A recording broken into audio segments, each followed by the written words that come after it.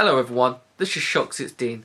So this is going to be a response to a video that I've just watched by a great YouTuber known as Stuart Ninjabearhug. Great channel. If you've not checked out that channel, go check it out. Link low bar.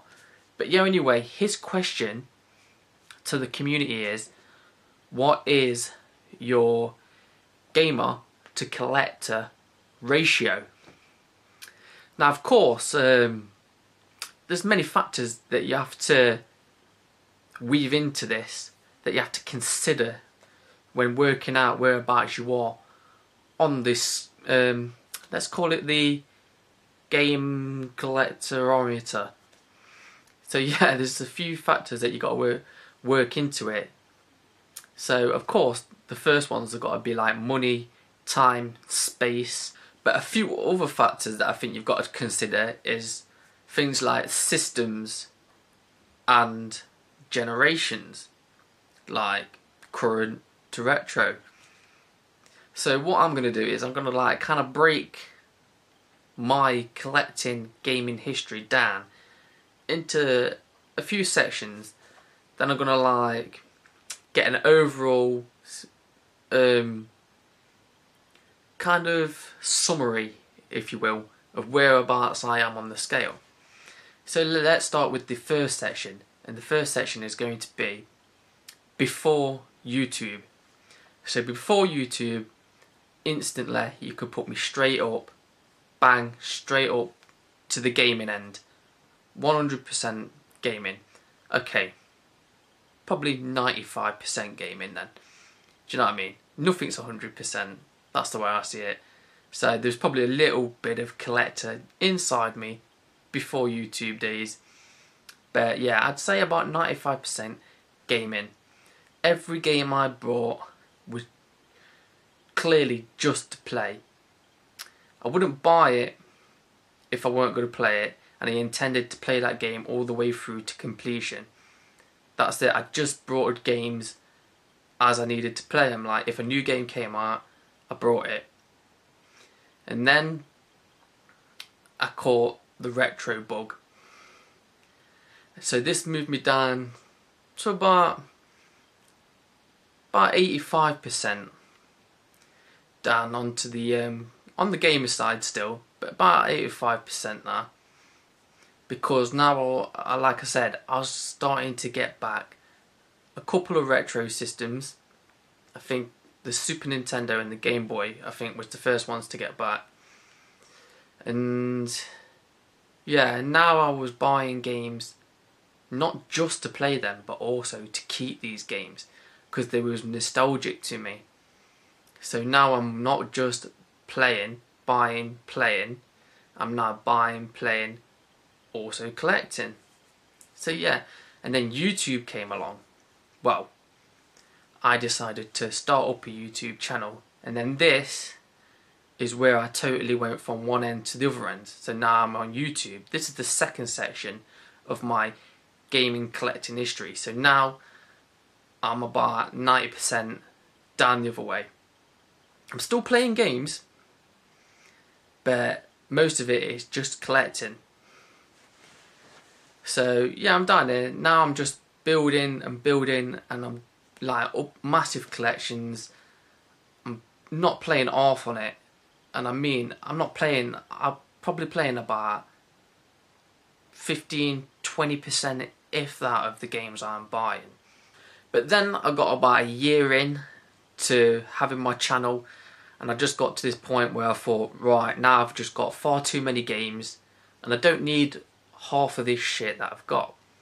So I got rid of a shitload of games, and I mean I had a massive clear out, and I just cut it down to the systems that I still had a bit of interest in, stuff like that. So now I'm about, I don't know, I'm about down to 70% collector. Yeah, about 70% on the collector side now. But I'm still in that collector side more than I am that gaming side. So now we bring it to where I'm at now. Now this year, I have had like slimmed down my collection a lot more as well. Like for instance, I used to collect for the not Super Nintendo, for the Nintendo 64. Now my gamer side is I don't really get on with that console. I don't have much nostalgia for it, so I've stopped collecting for it. That has gone into storage, in a box, in the loft, into storage, doing no more collecting for the Nintendo 64. But you see, I will not get rid of that Nintendo 64 because I know if I get rid of it, I'll regret it. One day, there will be a day when I'm thinking to myself, I feel like playing a bit of Nintendo 64, then I'll regret getting rid of it, and I'll maybe even go on eBay and end up buying another one. So to save myself the trouble, I've put it there, so you could say that that's my collector side. Won't let me get rid of it. My gamer side is saying, no, you're done with that console, fuck it off. But my collector side is saying, keep it, because you're going to regret it. So there's no leeway there either. But now you see, if we split it up into current gen and retro, I would say I play a lot more current gen than I do retro at the minute. Nearly every current gen I buy is on the Xbox 360. If it's on the Xbox 360, I'll buy it for that system. And I don't think I've got one. No, I probably have got about, I don't know, probably about 4 or 5 games in my Xbox collection that I have not actually finished. All the rest I have finished to completion. If I haven't finished a game on the Xbox 360 that I have got, then it's mainly because I don't really get on with that game and I just got pissed off with it.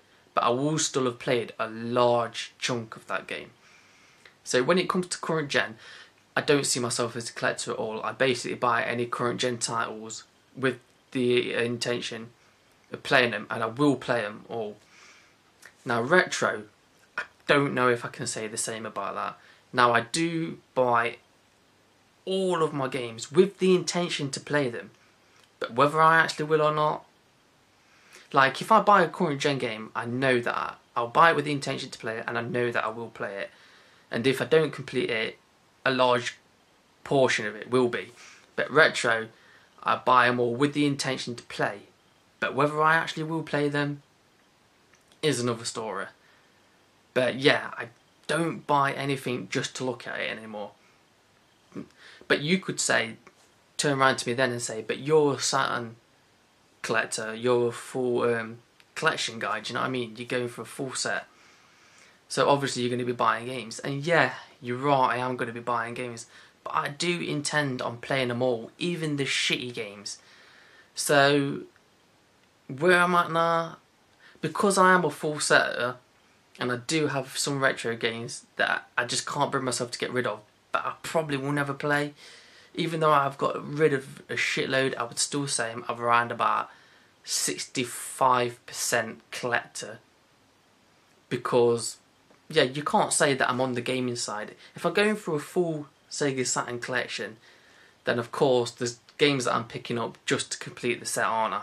So, yeah, I was going to say I'm about 65%, maybe 70% on the collector side, still now as today. But when that Sega Saturn collection is finished, then I'll be getting stuck into the gameplay, and you see, I'll be playing through that collection, so then my gamer will go back up. So I think when I've completed that collection, I think I'm still going to be on the collector side just a tad.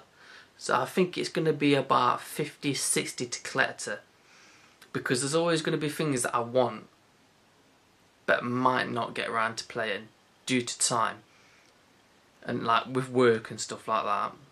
Just, you know what I mean, you just haven't really got enough time in your life, have you? But yeah, I think that gap will close round about now. I think I'm about 65% collector, but when I've completed my Sega Saturn set, I think I'll be down to about 55% collector, and that's where I am on the scale. And yeah, that's it. I'm going to say 65% collector now, in the future about 55% collector. I'm hopefully going to get it down to more gaming, as I consider myself a gamer and that's what I want to be more. So yeah, whereabouts are you on the collector gamerometer? Let us know. Make your video responses to Ninjabearhug's original video, which you'll also find a link to down below in the low bar. Thanks for watching. I've been Shot16. You've been great. And if I could give you a great ometer, I would say you've been fantastic. Thank you and goodbye.